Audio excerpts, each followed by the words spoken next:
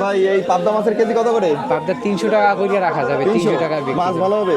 মাছ ভালো হবে। আচ্ছা ভিউয়ার্স, এই দেখেন আমরা খুলনাতে প্রায় 400-450 টাকা করে কিলো খাই। এখানে আমি দিঘির যান আমার গ্রামের বাড়ি আসছি। এখানে কত বলছেন? 300 টাকা কেজি। 300 টাকা করে কিলো। আচ্ছা আর এইটা কত করে? এটা কি মাছ? এটা হলো ছুরমা কাউয়া নারিকেলি যে যা বলে। এইটা কত করে কেজি?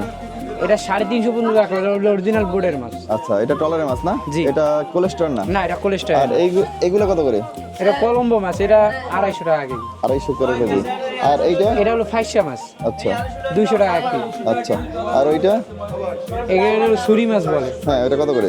এটা 250 টাকা করে পর্যন্ত রাখা যাবে। আচ্ছা আর ও পাশে ওই কি মাছ আছে? এটা হলো চন্দনা ইলিশ বলে, কেউ ময়না ইলিশ বলে। হ্যাঁ এটা কত? এটা 200 টাকা করে রাখা। আচ্ছা আর ওই যে ওই পাশে ওই যে ট্যাংরা? ট্যাংরা, হ্যাঁ ট্যাংরা ওটা 300-250। 300-250 করে না? যা হোক ভিউয়ার্স, অ্যাকচুয়ালি শুনতে পেলেন দামগুলা। এটা হচ্ছে আমাদের মানে যে আমার যে এলাকা দিঘির যান ওই বাজারের যে মাছের দামটা চলতেছে এটাই আমি দেখানোর জন্য চেষ্টা করছি। ধন্যবাদ।